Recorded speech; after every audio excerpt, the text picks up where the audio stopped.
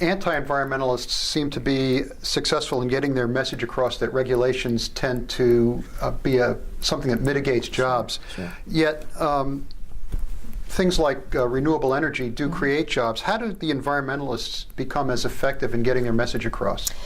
Well, I'll give you one example with the permit fees. I think it was last session, DEP did not have enough people to go and inspect properties and get projects underway and making sure that they, conformed with the DEP code and requirements.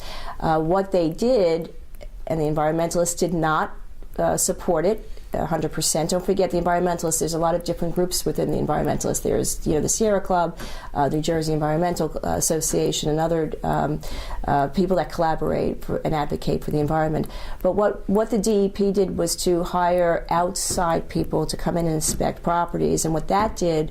And I voted for it. It was a difficult vote because I did not want to privatize anything, but also, and I didn't want to give those people more supervision than DEP, but if they can work in collaboration with the DEP in making sure that these permit fees were being granted or expedited in a timely fashion. I mean, there can be a builder waiting for 6 years going through permit fees. So if we can help that, we can continue to create jobs, and in the same way have the DEP oversight that these buildings were being built, under the strictest code through the environment. And also, we talk about job creation. I think there are certainly times when the DEP and the enviros do partner with, because look, we all want to create jobs. We want to create green jobs as well. And we have a lot of task force out there that when someone wants to create a green home or a green business, depending on, doesn't matter about the scope of the project or the size, that there is a one-stop shopping center, so to speak, or a one-stop website where the municipalities and the county and the state, can become more efficient in helping create those developers and creating green projects. So I think they can go hand in hand. I think, when we create green jobs and energy jobs, we're creating jobs, but we're making sure that what we create and build are built in a way that we can, continue to conserve and, create an environment-friendly Garden State, New Jersey.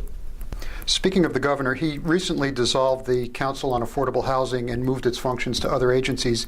Yet New Jersey remains a high cost of living state. About 25% of our citizens are living in what the federal government categorizes as poverty. Is the administration and the legislature doing enough to promote affordable housing? No, I don't think so at this point. Unfortunately, now that COA is abolished, the legislators in the legislature are acting to try. I think it was Assemblyman Green has come up with a piece of legislation to try to, it's a compromise bill. I mean, after all, we can do, as the majority in the legislature, we all know that we need affordable housing. We can do so much. If the governor vetoes certain bills, we need to come up with compromises. I've never seen a bill that's 100%, you have 100% in agreement with. But affordable housing, especially in the state of New Jersey, is certainly a challenge. We need to build more affordable housing. I mean, that's a no-brainer. But I will say that the affordable housing today, in conjunction with United Way, so to speak, with a lot of the nonprofits, are getting making some inroads within our communities. I can speak again specifically in Bergen County. We are creating affordable housing for people with disabilities. As chair of Human Services, that has been one of my main concerns that we need to have for people that age out. And if they cannot live with their families any longer, after their parents pass away, where are these people going to live? If they're not going to live in facilities or group homes, they need to live in some type of affordable housing. We have many groups. We have, of course, we have the homeless shelter in Bergen County. That's the state-of-the-art homeless shelter. I remember starting that in 2000, fighting for that. It was finally finished in 2009, I believe. And where do these people go after transition? transitioning, they have no place to go. So we need to continue to create public-private partnerships because we can't depend on government solely in building housing. We need to have builders come in and get tax credits. We need to partner together with the nonprofits and we also need to work along with the community to make sure that they are on board to accept these affordable housings. Alpine, probably, I think it's the wealthiest zip code in the state. I worked with the mayor, and they built I think there were 20 units in Alpine for affordable housing. After all, people work in Alpine. I'm using it as an example, of course, but they need to be able to afford where they work. And we need to revisit, we don't have the Council on Affordable Housing, but we need to revisit in the legislature legislation that's able to allow builders to build more readily and more affordable for probably all of the state, because many more people need affordable housing today. Senator Sweeney and incoming Majority Leader Weinberg have indicated that they will reintroduce a marriage equality bill in the legislature. A similar bill was passed in New York with the cooperation of Republicans, but they also had a cooperative governor. Since Governor Christie has indicated he will veto such a bill, is there enough support in the Assembly to override? I'm hoping there will be. I'm not quite sure right now because I have not spoken to my colleagues at this point. I do know that Reed Gushura has the bill in the Assembly. I am one of the co-primes on it, as I was the last time. I'm hoping that we do have more support because of the New York law right now. I think that, look, as the years go on, and I think we have also some new people in the legislature, and I'm thinking and I'm hoping that we have a change in the culture. It's funny, I talk to my kids about certain issues that are so controversial today, and I have a 22-year-old and a 16-year-old. They can't believe some of the issues that we debate about, because I think their generation coming forward would never debate these issues. I'm hoping that it's not going to take that long by the time they are in the majority of making,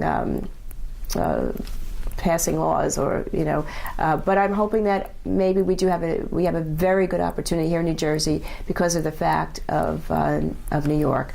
I don't know. I'm not reading tea leaves. I'm not making a prediction, but I'm hoping that we come much better than we did last year, further than we did last year. We do have two changes. We have Sweeney now on board. I believe we have Senator Jen Beck on board, and I'm hoping that with those changes, with those legislators, that may trickle down to their counterparts in the Assembly. So let's hope. Okay.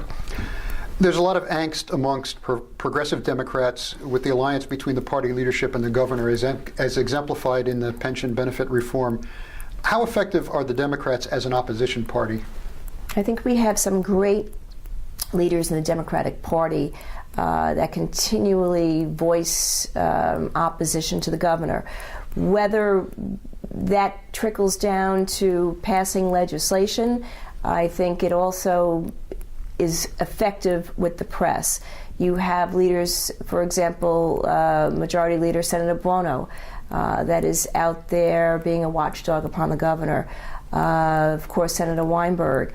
You have leaders in the Assembly that, when the governor continues to pass his values or ideas or remarks, you have people that speak up.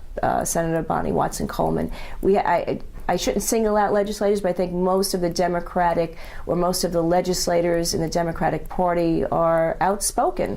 And I think hopefully we can work together as we have new leadership this new year, 2012. And again, it's about compromise, but it's also about keeping the governor accountable to the legislature.